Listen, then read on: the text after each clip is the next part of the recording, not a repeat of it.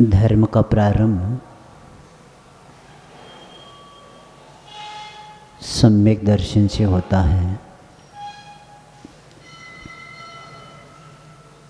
सम्यक दर्शन के बिना आत्मदर्शन का ज्ञान प्राप्त करने का व्यक्ति प्रयास कर ही नहीं सकता। इसीलिए अपने इस आत्मदर्शन और आत्म स्वातंत्र के लाभ के लिए सम्यक दर्शन महत्वपूर्ण है। और इसी सम्यक दर्शन के उदित होते ही आत्मा की दृष्टि का विकार दूर हो जाता है। जब तक हमारे दृष्टि विकार युक्त रहेगी तब तक व्यक्ति दुर्गुणों को ही प्राप्त करते रहेगा और दुर्गुण को प्राप्त करना ही दुर्गति को प्राप्त करना है। इसलिए आत्मा के दृष्टि का विकार दूर हो जाए तब व्यक्ति निष्कलंक बन सकता है और निरंतर आत्मा के उत्कर्ष के मार्ग पर अग्रसर रहना एकमात्र उसका लक्ष्य बन जाता है। इसलिए 8 अंग का वर्णन और उसमें कौन कौन प्रसिद्ध हो गए ये बताकर आए हैं। उसमें निशंकित, निकांक्षित आदि को एक एक पुरुष जो प्रसिद्ध हो गए उनके नाम और उनके कहानियाँ बहुत महत्वपूर्ण है। तत्व बताने के बाद दृष्टांत के बिना तत्व के ऊपर श्रद्धा नहीं होता। इसलिए संबंधभद्राचार्य 8 अंगों का वर्णन करने के बाद दृष्टांत के द्वारा अंग का प्रैक्टिकल करने वालों का क्या होता है यह हमारे सामने रखे हैं। निशंकित अंग उस अंजन चोर के बारे में बता के एक बार जब दृढ़ श्रद्धा, एक बार उस धर्म के मर्मों को समझने के बाद व्यक्ति निशंकित होकर अपने जीवन के अंत में उस चोर ने जैनेश्वरी दीक्षा लेके कैलाश पर्वत पर तपस्या करके मोक्ष को उन्होंने प्राप्त किया। अनंतमती के बारे में निकांक्षित अंग में बताया है कि वह जब उनके घर में मुनिराज का आहार हुआ था, तब उन्होंने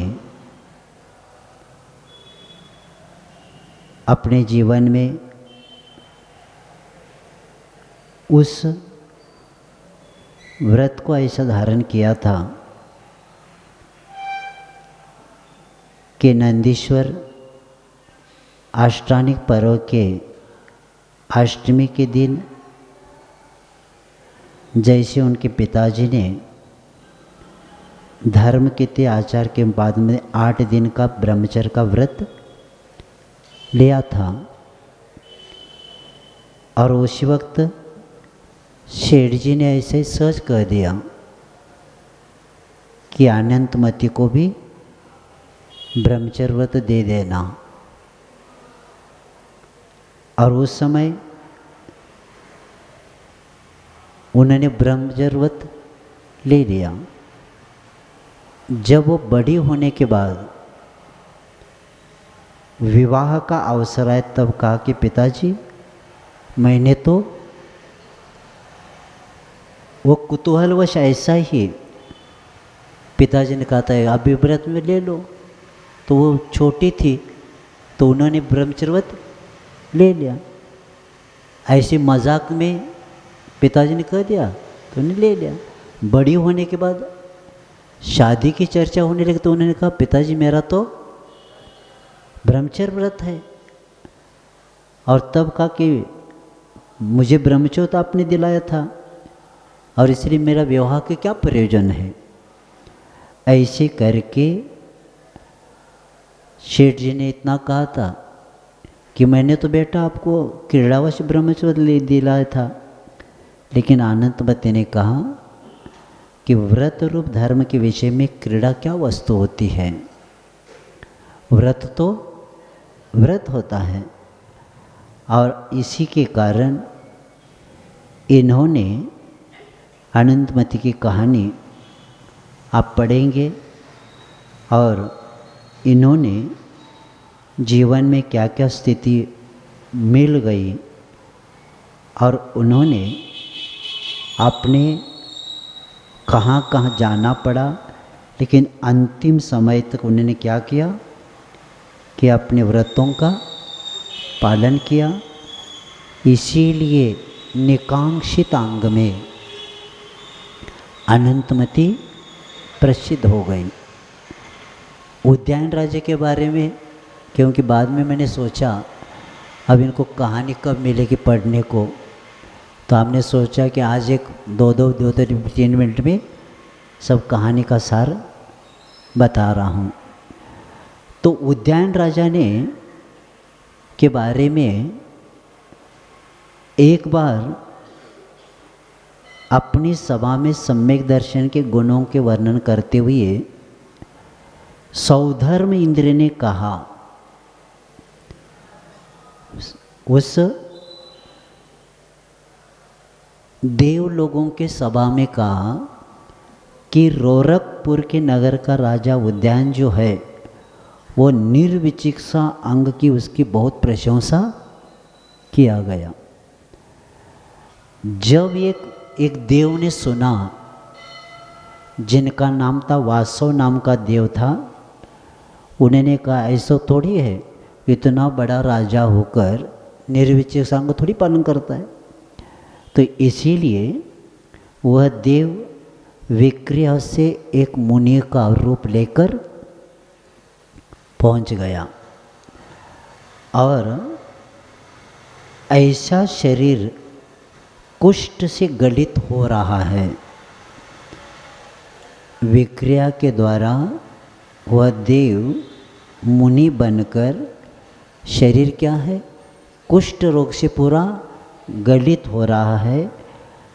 उन मुनि के विधि पूर्वक खड़े होकर राजा ने हाथ से दिया हुआ आहार और जल माया से उन्होंने ग्रहण किया और बाद में इतने दुर्गंधित वमन किया कि उस वमन के दुर्गंध के भय से परिवार के सब लोग भाग गए। परंतु राजा उद्यान क्या किया, अपनी रानी प्रभावती उसके साथ मुनि की परिचर्या करते रहे। उन्होंने उनके ऊपर का पूरा वमन आदि क्या किया, साफ किया। और हाय हाय मेरे द्वारा क्या हो गया, विरुद्ध आहार दिया गया।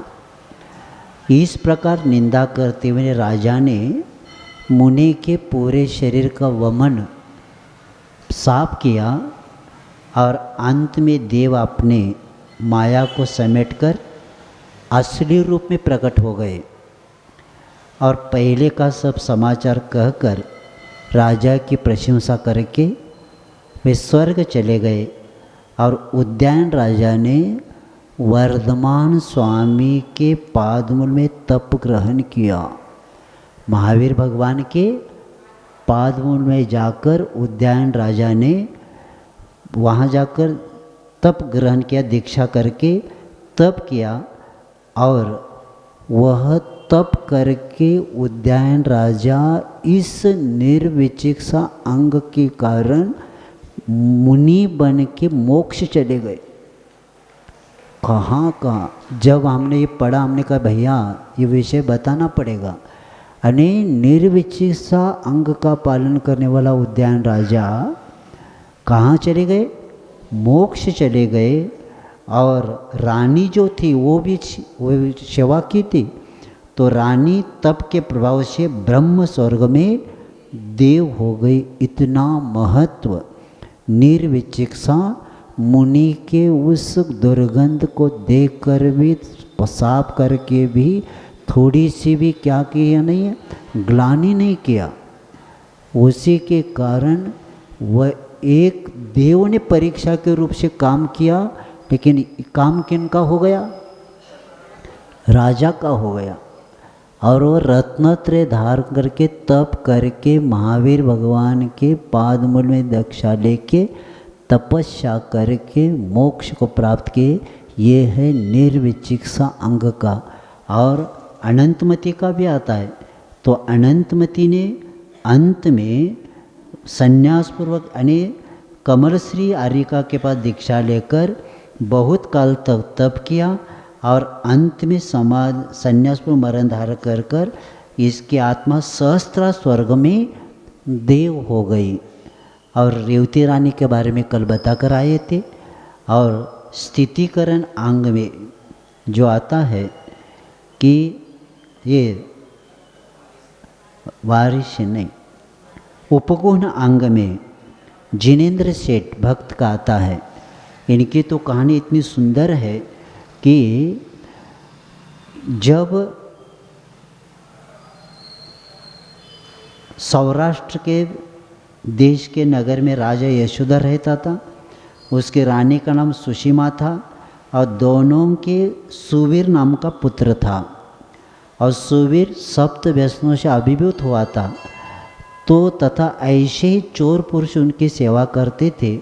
उसने कानो कान सुना कि गौड़ देश के ताम्रलिप्त नगर में जो जिनेन्द्र भक्त सेठ है वो सतखंडा महल के ऊपर अनेक रक्षकों से सही से पार्श्वनाथ भगवान जी की प्रतिमा के ऊपर जो छत्रत्रय है, उस छत्रत्रय में एक अमूल वैडूर मणि रखा है।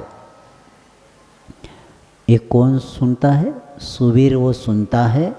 और वह एक उस वैडूर के लिए लोभवश सुवीर ने क्या किया, अपने लोगों को कहा क्या कोई मुनि यानी वहाँ के मणि लाने का कोई सामर्थ्य है क्या? तो सूर्य नाम के एक चोर ने कहा मैं ला सकता हूँ। और उन्होंने वो कहता है ये तो छोड़ो, पार्श्वनाथ भगवान जी के ऊपर छत्र तो छोड़ो, इंद्र के मुकुट का मणि भी मैं ला सकता हूँ, ऐसे कहा उन्होंने। लेकिन इतना कर उन्होंने कपट के रूप में क्या किया, क्षुल्लक बन गया। और क्षुल्लक बन के वह उस ग्राम में नगर पहुंचा और कायिक क्लेश से, अत्यंत कायिक क्लेश से नगर में पहुंचने के बाद क्षोभ करता हुआ उस नगर में पहुंच गया। और प्रशंसा से क्षोभित प्राप्त उस जिनेंद्र भक्त सेठ ने जब सुना कि उनके जाकर शुल्लक जी के दर्शन किए, वंदना किए और वार्तालाप कर शुल्लक जी को अपने घर ले आए। और घर लाने के बाद उसने पार्श्वनाथ देव के उनके दर्शन कराए और माया से नहीं चाहते हुए भी उसे मणि का रक्षक बनाकर वही उन्होंने कह दिया कि मुझे व्यापार के लिए जाना है और क्षुल्लक जी तो आए हैं और क्षुल्लक जी तो क्षुल्लक जी है। तो उनको कहते कि क्षुल्लक जी को कहते मैं यात्रा के लिए जा रहा हूँ समुद्र पार करके और आप यहीं पर रहना। और ऐसे कह के उन्होंने कहा कि सुरक्षा भी हो जाएगी और वो निकल गए। अब जब चोर क्षुल्लक ने क्या किया, घर के लोगों को सामान ले जाने के व्यग्र जानकर आधी रात में ही उस मणि को लेकर, यानी कल सबको जाना है तो आज उन्होंने क्या किया, मणि लेके वो वैडूर मणि यानी अमूल्य ऐसा वैडूर मणि था और वे चले गए। और जब वो मणि की तेज से मार से कोतवालों ने उसको देख लिया और पकड़ने के लिए अंधेरे में, क्योंकि वो चमक रहा था और कोतवाल उनके उसके पीछे लग गए। वो दौड़ता गया अब भागने में असमर्थ रहा। तब चोर क्षुल्लक सेठ की ओर शरण में जाकर कहने लगा कि मेरी रक्षा करो। तब कोतवालों का कलकल शब्द सुन के और पूर्वापार विचार कर सेठ ने जान लिया कि ये चोर है, परंतु धर्म का उपवास बचाने के लिए उसने उस कोतवालों को कहा ये मेरे कहने से ही रत्न लाया है। ये कौन सा, तो उपगोहन अंग। तो सेठ जी ने क्या कहा, मैंने इनको ये लाने को कहा था। ऐसे कहकर आप लोगों ने अच्छा नहीं किया कि जो इस महातपस्वी को, क्या कहते, महातपस्वी को चोर घोषित किया आप लोगों ने। तो तदनंतर सेठ के वचन को प्रमाण मानकर कोतवाल चले गए और सेठ ने उसे रात्रि के समय निकाल दिया। इस प्रकार अन्य सम्यक दृष्टि को भी असमर्थ और अज्ञानी जनों से आए हुए धर्म के दोष का क्या किया, आच्छादन किया। इसको बोलते उपगोहन। और स्थितिकरण में आपको तो पता ही है कि वे श्रेणिक राजा के सुपुत्र वारिशन और पुष्पडाल उनका जो मित्र था, तो इन्होंने जब आहार हो गया, आहार होने के बाद पुष्पडाल साथ में पहुंचाने के लिए जाने लगा और कमंडल रख के वापस आने लगे। उन्हें कहा कहाँ जा रहे, कहाँ जा रहे, क्या है घर में, संसार की आसारता बताया। और ये बताने के बाद क्योंकि मित्र थे उनके, तो वो उनकी उपदेश सुन के वो भी क्या हो गए, मुनि बन गए। और पुष्पडाल और वारिशन दोनों ने 12 वर्ष तक तीर्थ यात्रा करके भगवान वर्धमान स्वामी के समशरण में पहुंच गए। वहाँ पहुँचने के बाद वहाँ से वर्धमान स्वामी और पृथ्वी से संबंध रखने वाला एक गीत देवों के द्वारा गाया गया।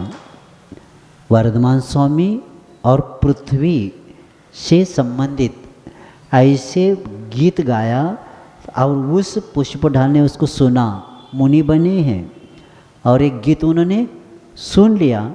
सुनने के बाद गीत का भाव ये था, जब पति प्रवास को जाता है तब स्त्री खिन्न चित्त होकर क्या होती, नाराज होकर जीवन उदासीन जीती रहती है, परंतु जब वह घर छोड़कर ही चला देता है तो वह कैसी जीवित रह सकती है। उस गीत का भाव उस देवों के द्वारा गाया हुआ गीत का भाव ऐसे था। तो ये जब सुनते हैं तो पुष्पडाल ने गीत अपने जो पत्नी थी उसके साथ लगाया। 12 साल होने के बाद भी उसको पत्नी उस गीत के कारण, और उसको कहता अरे ये ऐसा है तो हमारी पत्नी का क्या होता होगा, ये इसलिए वो क्या होता उत्कंठित होकर चलने लग जाता है। तो वारिशन मुनि ये जानकर उसकी स्थितिकरण करने के लिए उसे, जब वो जा रहे थे तो उसे अपने नगर ले गए। अपना नगर जो था ना उनका, अपने नगर, वे राजगृह नगर में पहुंच गए। और वहाँ जाने के बाद उन्होंने क्या किया कि जब पहुँचने के बाद अब स्थितिकरण, इसलिए चेलना ने जब उन्होंने कहा कि वारिशन ये जानकर स्थितिकरण करने के लिए नगर लेकर गए, और चेलना ने उन दोनों मुनियों को देखकर विचार किया कि वारिशन क्या चारित्र से विचलित होकर आए क्या। चेलना को क्या लगता है कि वारिशन आ गए मुनि बन के, क्या चारित्र से विचलित हो गए क्या, क्योंकि वो तो राजकुमार थे और उनकी कितने 32 स्त्रियां थी। तो कहता है प्रभावित होकर वापस आ गई कि क्या पता। तो ये कहकर जब वो नगर में पहुंचते हैं और जब चेलना वहाँ देखती है तो परीक्षा करने के लिए क्या करती चेलना, वो 2 आसन लगा देते, एक सराग और एक वीतराग। एक सोने का अच्छा आसन लगा दिया जाता है और एक सादा काष्ठ का लगा दिया जाता है। और ये होने के बाद वारिशन ने उस काष्ठ के इस पर बैठ गए। कौन? वारिशन मुनि। और उन्होंने क्या किया कि दूसरा आसन खाली था तो उस पर कौन बैठ गए? पुष्पटाल बन गए, मुनि बन गए। और ये वीतराग पाटे पर बैठ गए, वो सराग पर बैठ गए। ये बैठने के बाद तो बाद में उन्होंने कहा वारिशन बैठने के बाद हमारा अंतपुर बुलाया जाए, अंतपुर जितनी स्त्रियाँ हैं ना सबको बुलाया जाए। तो सब स्त्रियाँ आ जाती। तो चेलना और सोचने लगती क्या हो रहा है ये। तो चेलना ने सब जितनी 32 स्त्रियाँ थी आभूषण से युक्त सजी हुई आकर बुलाने के बाद खड़ी हो गई।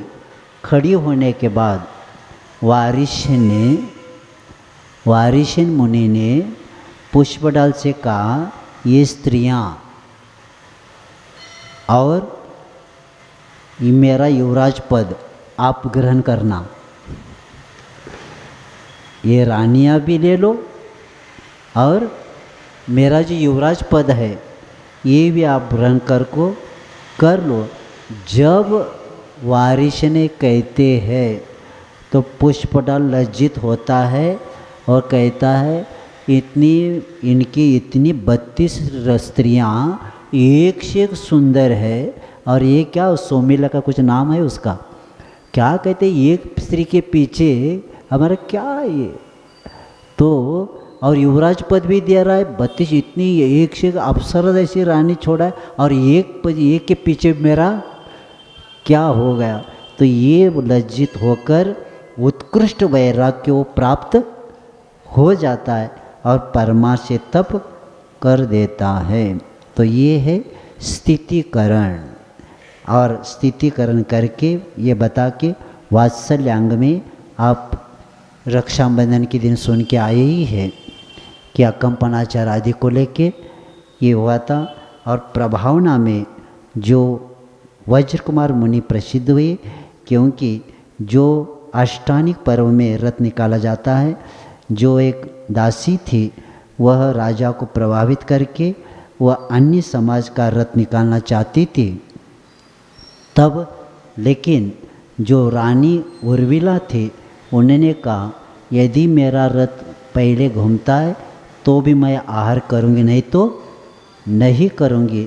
तो ऐसी प्रतिज्ञा लेकर वे सोमदत्त आचार्य के पास गई और उसी समय वज्र कुमार मुनि की वंदना भक्ति के लिए दिवाकर देव आदि विद्याधर आए थे।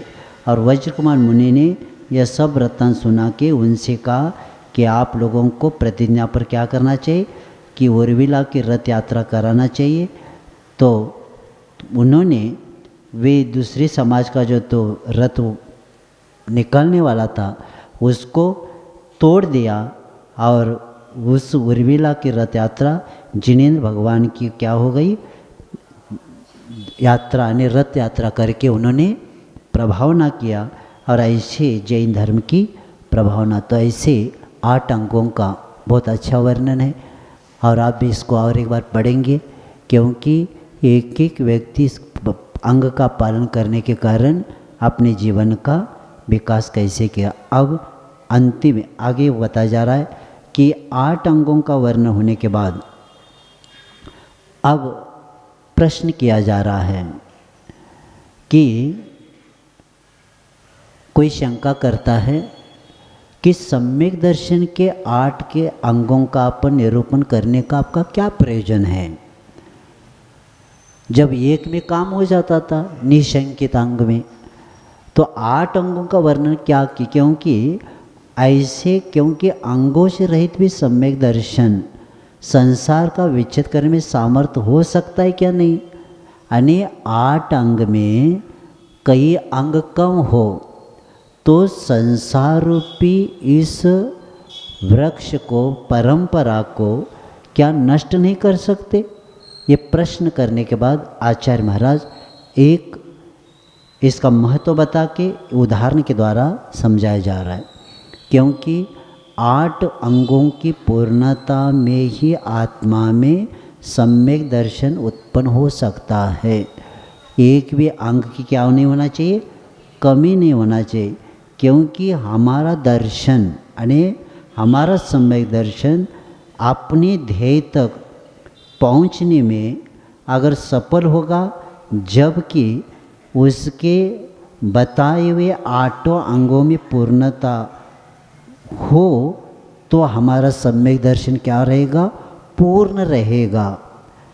और 8 अंगों की पूर्णता में आत्मा में क्या होता है, सम्यक दर्शन का उदय हो सकता है और वही आत्म स्वातंत्र का एक साधन हो सकता है। इसलिए आचार्य कहते हैं 21 नंबर के श्लोक में, नांगहीनं मलं छेतुं दर्शनं जन्म संततिं नहि मंत्रोक्षर न्योन्यो निहंति विषवेदना। हाँ, आचार्य कहते हैं अंगहीनम, अंग से हीन सम्यक दर्शन जन्म संतनिम चेतो अलम न। अने जन्म संतति यानी संसार की संतति यानी जन्म मरण की संतति क्या नहीं कर सकता, छेदने के लिए समर्थ नहीं हो सकता। उसके लिए उदाहरण बताते, क्योंकि अक्षर न्यून्य, एक अक्षर से भी हीन मंत्र विष वेदनाम न निहंती, यानी विष की पीड़ा को क्या नहीं कर सकता, नष्ट नहीं करता। जो अभी निशंकित आदि अंगों का वर्णन किया है, उनसे हीन सम्यक दर्शन संसार के यानी जन्म मरण की संतति नष्ट करने में समर्थ नहीं है। इसी अर्थ का समर्थन करने के लिए आचार्य सम्मतभद्राचार्य मंत्र का दृष्टांत दिया है। जैसे किसी मनुष्य को सर्प ने काटा और सर्प काटने के बाद विष की वेदना उसके समस्त शरीर में, पूरे शरीर में वो विष फैल गया, तो ऐसे उस पूरे शरीर में फैले हुए उस विष की वेदना को दूर करने के लिए मंत्रवादी मंत्र का प्रयोग करता है। परंतु जब मंत्रवादी मंत्र बोलता है तो मंत्र बोलते से मंत्र में एक अक्षर कम बोलता है, तो ऐसे मंत्र से विष की वेदना दूर नहीं होती, क्योंकि विष की वेदना दूर करने के लिए क्या चाहिए? पूर्ण मंत्र ही समर्थ होता है। इसी प्रकार संसार का उच्छेद करने के लिए 8 अंगों से पूर्ण सम्यक दर्शनी समर्थ है। अगर 1-2 अंग है तो क्या हो जाएगा? विकल सम्यक दर्शन नहीं होता। जैसे पूर्ण सम्यक दर्शन कब होगा? कि पूर्ण 8 अंगों की, जिस तरह मनुष्य के शरीर में कितने अंग होते हैं? 8 अंग होते हैं। अगर जैसे 2 पैर है, 2 हाथ है, नितंब है, पृष्ठ है, उरस्थल है और मस्तक है, ये क्या है? 8 अंग है। और इन 8 अंगों में ही मनुष्य अपना कार्य करने में क्या होता है? समर्थ होता है। अगर उसमें एक अंग की कमी हो तो व्यक्ति काम करने में समर्थ नहीं होता, उसको हम विकलांग बोलते हैं। क्या बोलते? व्यक्ति एक अंग की कमी हो तो विकलांग कहते हैं। उसी प्रकार सम्यक दर्शन भी निशंकित, निकांक्षित, निर्विचिकित्सा, अमर दृष्टि, उपगुण, स्थितिकरण, वात्सल्य और प्रभावना, ये 8 अंग है। और इन 8 अंगों के द्वारा ही सम्यक दर्शन की क्या हो जाती है? पूर्णता होती है।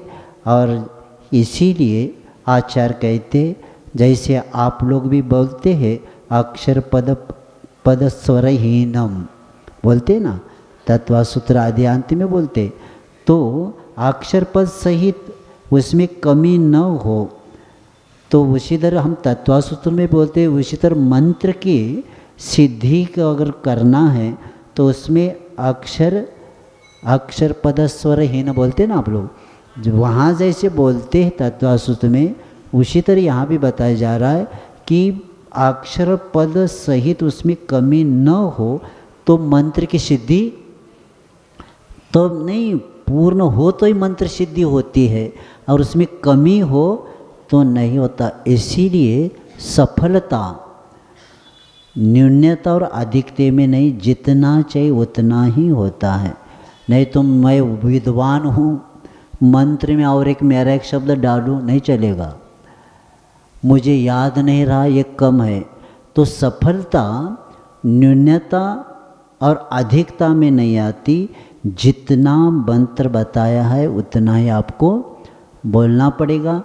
क्योंकि इसीलिए जन्म संतति को सम्यक दर्शन के द्वारा समाप्त हम कर सकते हैं। और इसीलिए सावधानता से इस सम्यक दर्शन के 8 अंगों का पालन जब होता है तभी जीवन में आनंद भी आ भी जाता है। जीने के हमने पहले दिन कहा था, आचार्य महाराज जी जब रत्नकर्ण श्रावकाचार्य पढ़ा जिसमें पहले दिन कह रहे थे, जीने की कला सिखाता है श्रावक को रत्नकर्ण श्रावकाचार्य। अगर जैन कुल में जन्म लेने के बाद जिन्होंने श्रावकाचार्य नहीं पढ़ा, उसके पास जीने की कला आ ही नहीं सकती, वो कितना भी विद्वान हो। क्योंकि जिस क्लास में हम बैठे हैं उसका अध्ययन हमारे पास है ही नहीं, और इधर उधर की बातें करते, ये मैं निश्चय से मैं व्यवहार, ये सब छोड़ दो। पहला श्रावक को ये निश्चय व्यवहार की चर्चा करनी नहीं चाहिए, पहला इसकी बात करना चाहिए। सिर्फ सम्यक दर्शन चिल्लाने से काम नहीं होता, सम्यक दर्शन चिल्लाने से काम नहीं होता। जब 8 अंगों का कितना पालन करते हैं आप, जब एक भी अंग का पालन नहीं किया जा रहा है और चर्चा किया जा रहा है सम्यक दर्शन का निश्चय के साथ, व्यवहार में फेल और निश्चय की बात होती है। इसीलिए श्रावक को अगर जीना है, इसलिए रत्नकर्ण श्रावकाचार्य उनको पहला पढ़ना ही चाहिए। और जैन धर्म का ह्रास होने का कारण यही है, जैन श्रावक रत्नकर्ण श्रावकाचार्य का स्वाध्याय करता ही नहीं। ह्रास दूसरा कोई नहीं कर रहा है, जैन धर्म का ह्रास अन्य समाज वाले नहीं कर रहे। जैन कुल में जन्मने वाले ही जैन धर्म का ह्रास कर रहे। पुण्य से मिला है। श्रावक खुद को कहता है, लेकिन श्रावक का अर्थ पता नहीं। कहाँ धर्म टिकेगा? क्या होता है श्रावक? बस श्रद्धावान विवेकवान इतना पाठ किया, याद किया, लेकिन क्या विवेक आ गया? कौन सी श्रद्धा आपके पास है? अंधश्रद्धा है क्या सम्यक श्रद्धा है? ये भी पता नहीं। विवेक कौन सा आ गया? स्टैंडर्ड रहना, ये विवेक है क्या? ये गुड मैनर्स में आता है। अच्छे कपड़े पहना, अच्छे भोजन करना, ये तो सदाचार में आ गया। लेकिन विवेक क्या है? उपादेय का ज्ञान। क्या छोड़ना, क्या ग्रहण करना, अधर्म क्या, धर्म क्या, सराग क्या, वीतराग क्या, गुण क्या, दोष क्या, क्या ग्राह्य है, क्या अग्राह्य है, इसका ज्ञान नहीं हुआ तो कहाँ से विवेक शब्द कहाँ कहाँ लगाया जा रहा है। और ऐसे विवेक प्राप्त करना है तो पहला रत्नकण श्रावकाचार पढ़ना ही पड़ेगा। और हर गांव में पहला इसका स्वाध्याय पहला करो, बाद में जो पढ़ना है पढ़ो। इसमें सब फेल है और आगे की चर्चा एग्ज़ाम यहाँ का देना है। चौथी क्लास में बैठे हैं, आपको 12वीं क्लास का एग्ज़ाम नहीं देना है। नहीं, मैं बहुत होशियार हूँ, पहले यहाँ चौथी क्लास में फेल है और वो आगे की क्यों बात करते? इसके एग्ज़ाम दिए बिना 12वीं क्लास तो पहुँचेंगे क्या? मैंने 12वीं क्यों कहा, 12-13वीं क्यों कहा? क्योंकि 13वीं गुणस्थान की अनुभूति हो रही है उनको। क्या हो रही है? ज्ञान चेतना, उनको ज्ञान चेतना हो रही, धारा बह रही है। ज्ञान चेतना किसको होती है? कर्म चेतना, कर्म फल चेतना और ज्ञान चेतना। स्थावरों में कर्म फल चेतना होता है। कर्म को भोगना ही पुरुषार्थ नहीं कर सकता। कौन? स्थावर। जो कर्म क्या है भोगना, ये कर्म फल चेतना। और कर्म चेतना स्त्रसों में होता है। और ये कर्म फल चेतना व्यक्ति त्रसों में भोगता है अंतिम समय तक। और ज्ञान चेतना सिद्धों में होता है। किसके होता है? 10 पाणित मधी कंता नानंद ते जीवा, ये जीवा नहीं, ते शब्द कुंद कुंद आचार्य पंचास्तिकाय में ते शब्द, ते जीवा कहने से ये जीवा नहीं, ये जीवा नहीं, ज्ञान चेतना ते जीवा, ते यानी सिद्ध भगवान। ज्ञान चेतना उनकी होती है। 10 प्राण जिनके नहीं है उनकी ज्ञान ही जी चेतना है, उसको ज्ञान चेतना बोलते हैं। और ये ऊपर घटाया है, इसीलिए सावधान हो जाना। और इतना सौभाग्य से ऐसा धर्म मिला है, पुनः मिलने वाला नहीं। ऐसा टिकट निकाला, सबने निकाला, इसलिए आपने तो उसमें लग गया। ऐसे मिला है जैन धर्म। दुर्भाग्य हम होते हुए भी कहाँ से भाग गया क्या पता। क्या ऐसे उच्च कुल मिला है और अनादि काल का जिन धर्म मिला है, इसलिए सावधान हो जाएंगे। और ऐसे धर्म मिलने के बाद भी कल्याण नहीं होगा तो क्या करेंगे? अमृत का घड़ा मिला, पैर आपने धो लिया, पीने के लिए मिला था और पैर धो लिया।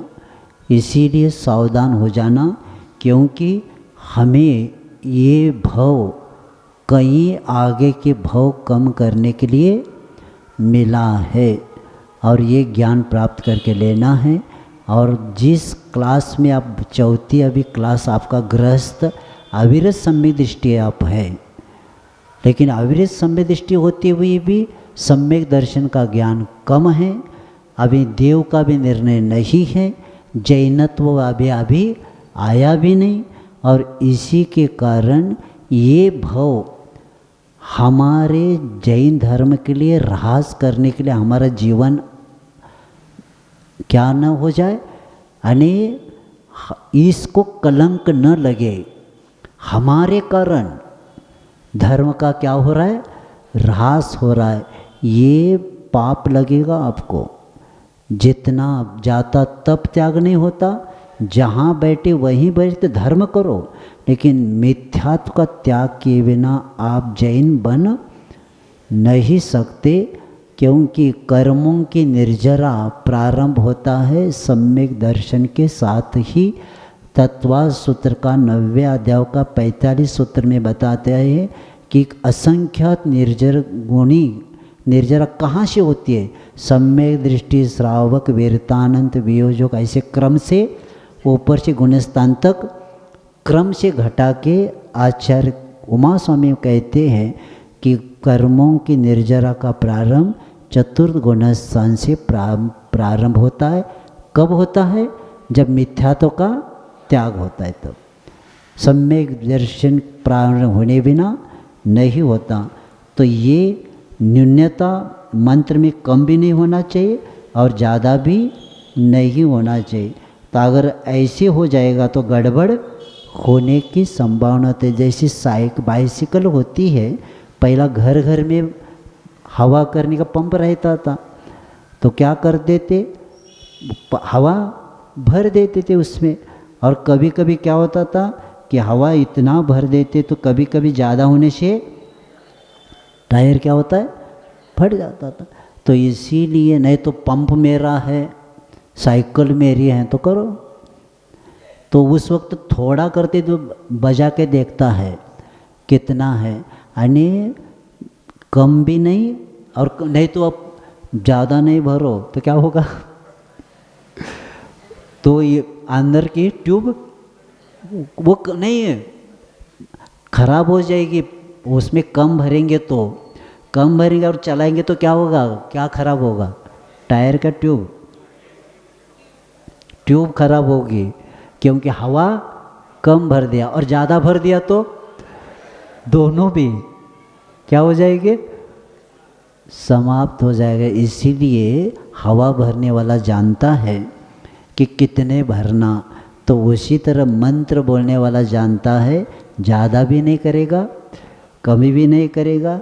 जैसे बेहोश कर जैसे ऑपरेशन होता है ना, ऑपरेशन जहाँ होता है तो ऑपरेशन करने पहले ऑपरेशन करने वाले डॉक्टर अलग और बेहोशी करने वाले, हाँ नहीं तो गड़बड़ हो जाएगा।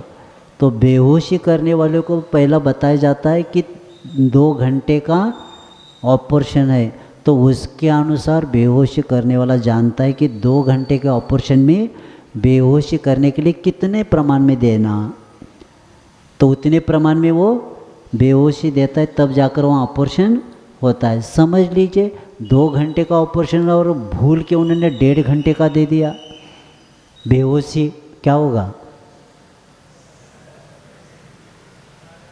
पेशेंट और आधा घंटे का ऑपरेशन था और 1.5 घंटे 3 घंटे का दे दिया, और गड़बड़। ज़्यादा भी नहीं होना चाहिए और कम भी नहीं होना चाहिए। तो इसी तरह यहाँ बताया जा रहा है, ज़्यादा देंगे तो भी ऊपर जाएगा, कम देंगे तो भी ऊपर जाएगा। इसलिए अनुपात के अनुसार ही क्या किया जाता है, बेहोशी किया जाता है। उसी तरह 8 अंग भी क्या होना चाहिए, पूर्ण होना चाहिए, क्योंकि ये करने के लिए हमें श्रोता को विवेक होना चाहिए। जैसे पानी और दूध उस हंस के सामने रखने के बाद क्या होता है, वो पानी लेता है क्या दूध लेता है, हाँ दूध होशियार है क्या, मशीन लगी क्या, वहाँ मशीन लगी होगी दूध को लेना, चोंच में तो कुछ मशीन है ही नहीं, तो भी क्या करता है वो दूध लेता है और पानी छोड़ देता है। इसको कहते विवेक। तो तो उसी तरह श्रोता को भी क्या होना चाहिए, विवेक होना चाहिए, तब जाकर वह सत्य असत्य को जान सकता है। नहीं तो जोंक जैसा नहीं होना चाहिए। जोंक जैसे बताया था ना कि उस गाय और भैंस के स्तनों पर रहती है वो जोंक, लेकिन सड़ा गला ही। तो उसी तरह हमें जहाँ अच्छा मिलता है वो लेते नहीं, और दूसरा ही जो चर्चा करते रहते हैं। सोपा जैसे होना चाहिए, क्या चालने जैसे होना चाहिए हम। क्या अंतर है सोपा और चालने में, जानते हैं? सोपा में क्या किया जाता है, ऐसे ऐसे के बीच में फटकारा जाता है।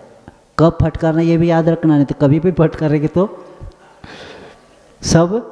हाँ, अभी के ये इंग्लिश कॉन्वेंट वाले को बच्चे को दे देना फटकारने के लिए, सब फटकार देंगे। उनको फटकारना आता है नहीं, ऐसे ऐसे करते बीच में नीचे से क्या करना पड़ता है, जब आगे आता है ना तो बीच में ऐसे फटकारा जाता है, तब क्या होता है, सब बाहर आता है। नहीं तो क्या, अब ये फटकारना तो ये विषय नहीं, उनको चित्र दिखाना पड़ेगा, और नहीं तो मुझे क्लास लेना पड़ेगा कैसे फटकारा जाता है। कहाँ फटकारा है, इनका विषय ही नहीं। इनका जीन्स और ये संभालना नहीं हो रहा है, बैठना नहीं आ रहा है उनको। भगवान को दर्शन करने को भी कितने लोगों का आता है। पंच नमस्कार कितने लोग करते बताओ? पंच नमस्कार जानते क्या? ये दो, और ये मस्तक क्या होना चाहिए? घर में जाकर देखना टिकता है क्या। मुश्किल है, थोड़ा सा झुकते ही कमर में दर्द, क्योंकि कभी झुका ही नहीं। अभी भी नमस्कार करने को बच्चियों को नहीं आता, क्या बताना। तो ये यहाँ बताया जा रहा है कि ऐसे वे विवेक चाहिए, तब जाकर क्या होता है, कार्य सिद्ध होता है। और इसीलिए यहाँ 8 अंगों में ये बता के आचार्य कहते हैं कि वीतरागता बाहर से दिखती है, वह भी भीतर की चीज़ होती है, तब अनंत चतुष्टय ऐसे भगवान देखते हैं। भगवान की वीतरागता देखते ही अनंत चतुष्टय का ज्ञान होता है, क्योंकि उनकी बाहर की ऐसे वीतरागता देखते ही लगता है कि छोटा बच्चा भी समझ लेता है ये भगवान है, वो भी हाथ जोड़ देता है। तो ये, और इसीलिए तो आगे जाकर वे क्या होते, अनंत चतुष्टय को प्राप्त करने वाले केवली हो जाते। और ये भी याद रखना कि अभव्य के पास भी 11 अंग प्राप्त होता है। अभव्य के पास भी, जैसे अभी भविष्य का बता कर आए ना, तो 11 अंग का ज्ञान हो सकता है, लेकिन यह याद रखना उनका कल्याण नहीं होगा। उनके प्रवचन से लाखों तर जाएंगे, लेकिन वह 11 अंग का वहीं पर प्रवचन करते बैठेगा। सुनकर सुनने वाला सुन के बाहर जाके दीक्षा लेके कल्याण करके लेगा। तो यही तो विशेषता है, क्योंकि ऐसे यंत्र युग में मंत्र तंत्र को महत्व नहीं समझते हैं, क्योंकि मंत्र तंत्र सांसारिक कार्य के लिए नहीं होता, कर्म क्षय के लिए होता है। किसके लिए होता है? कर्म क्षय के लिए होता है। क्योंकि भगवान को याद करने से जब हमारी कर्म कटते हैं, हमने वंदना नहीं किया, भगवान को क्या किया, सिर्फ भगवान को याद करने से कर्म की निर्जरा होती है, और उनको देखने के बाद स्वरूप का ज्ञान हो ही जाता है। इतना महत्व है। और इसी के कारण आत्मशक्ति का उद्घाटन करने के लिए भगवान का नाम स्मरण भी काम में आता है। भक्तांबर क्लास में बताए थे कि भगवान की भक्ति करने से आत्मशक्ति क्या होती है, उद्घाटित हो जाती है। आत्मशक्ति केंद्रित होती है।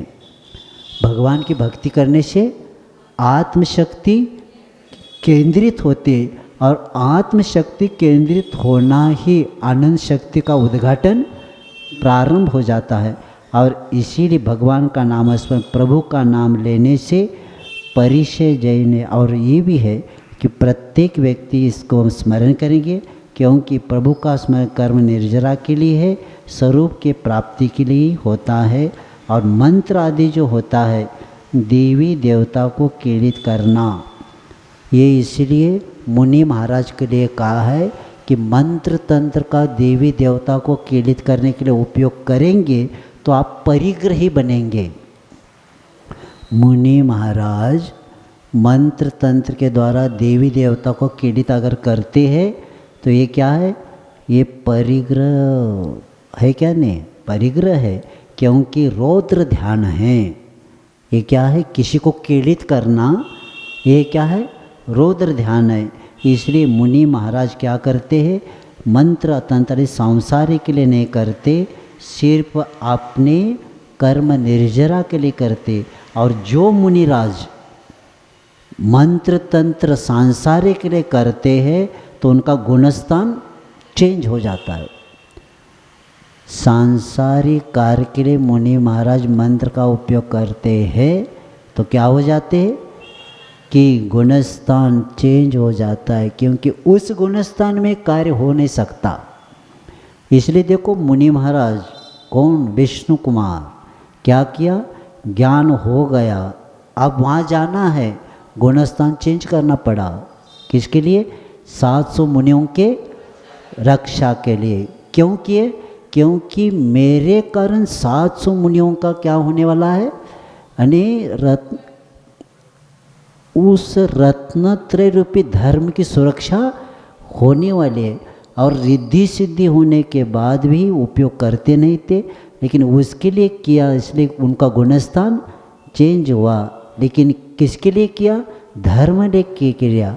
लेकिन कोई मुनि महाराज किसी सांसारिक कार्य के लिए करते, क्यों गुणस्थान उनका चेंज हो जाता है।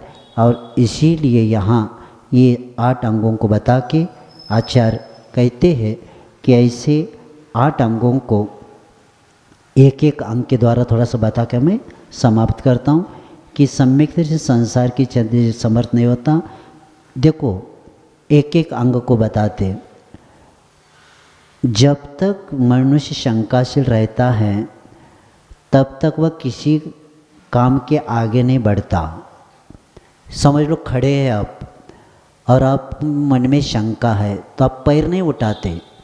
जब शंका से दूर होते ही उसका पैर आगे बढ़ने लगता है। तो 2 पैरों में से पहला पैर कौन सा उठाता है, दाहिना। कौन सा उठाता है, दाहिना पैर आगे बढ़ाता है। इसलिए निशंकित अंग के मनुष्य के दाहिने पैर की उपमा दिया है। जैसे आप चौगड्डा में गए, अब सोच रहे कहाँ जाना, शंका है मन में, तो बाद में याद आया कि हमें इधर जाना है, तो दिशा आपने ठीक किया, तो पहला पैर कौन सा उठाएंगे, निशंकित अंग के लिए दाहिना पैर। और मनुष्य का बायां पैर, अब एक दाहिना पैर उठते ही अब बायां पैर आकांक्षा के बिना, अब इच्छा उसके है नहीं, कुछ इच्छा है क्या, क्योंकि दाहिना पैर उठते ही बायां पैर उठ जाता है। इसीलिए बाएं पैर पीछे चल देता है।